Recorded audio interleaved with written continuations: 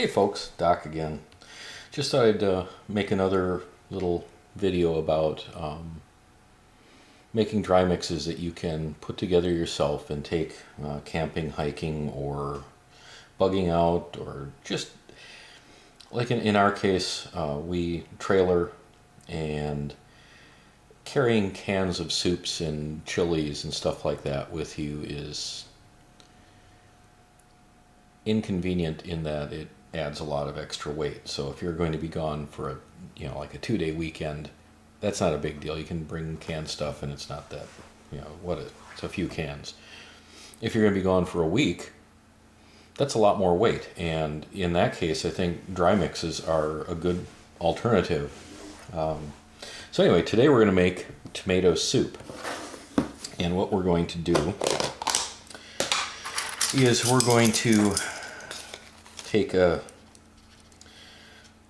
relatively level tablespoon of the cream soup base plus 1 teaspoon. And then we will take about not quite 1/8 of a teaspoon of salt. Cream soup base already has salt in it. Some of the other items that we'll be using already have salt in them, such as the chicken base. We're going to take 1/2 teaspoon of the chicken base. You can use vegetable base. Oh my, this is getting kind of packed. You can use vegetable base. Vegetable base is fine. Most often, tomato soup is made with chicken stock. Okay, then we're going to add something that I've not added before, so I'm going to add a small amount. Butter buds. Sort of an experiment. I guess we'll use a 1 level 1/4 teaspoon. And of course we need some herbage. So we'll take some basil, and no, this is not exact measurement here. Close enough. About a 1/4 teaspoon, a little over, won't hurt. And then we take some dehydrated tomato dices. And we'll use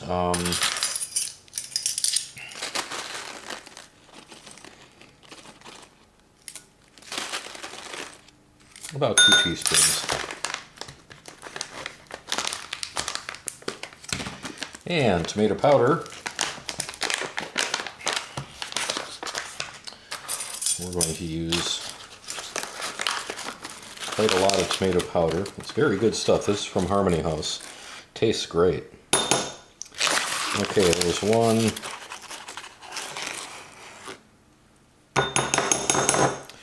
There's 2.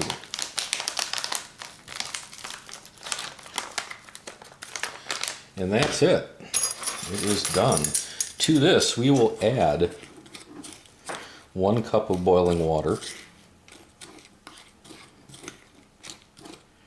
And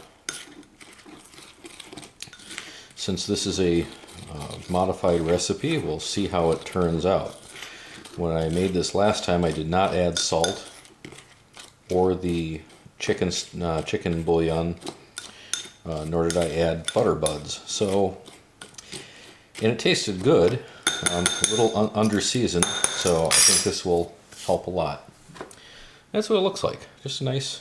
This is 1 serving, and I think this will be good, and we'll test it out and see about that. So I'm gonna head over to the stove and be back with you. Okay, here we are back again.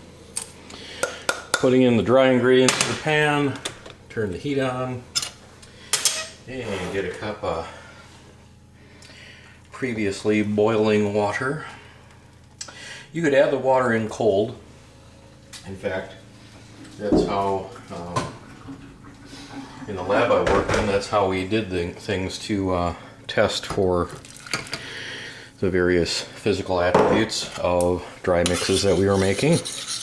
I was not involved in the making of dry mixes at that time. I was only involved in the quality control portion at that time in my life. But you learn certain things about certain food components, and making your own dry mixes is not hard at all. Okay, it's stirred rather well. I think we can let that come up to a boil, and then we'll turn the heat off and just let it go for 5 minutes. Well, there we go. And it's looking pretty good there. It's a very dark red. I'm not sure how well that shows up on camera, but it's looking pretty good. So, let's see. Are we in frame? Sort of. Hold on a second. Pardon the excellent camera work.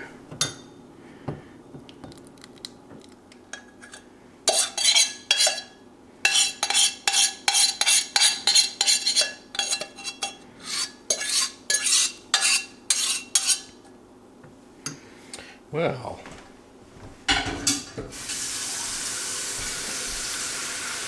that doesn't look ugly.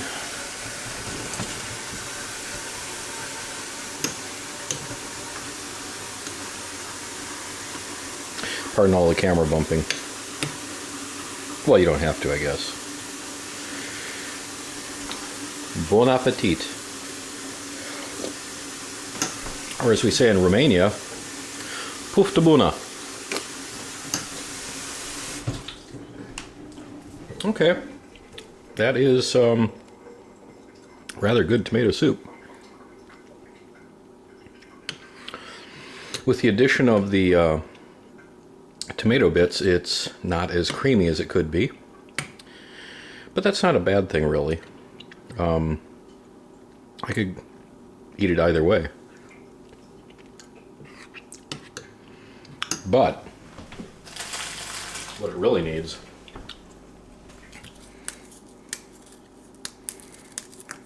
small croutons.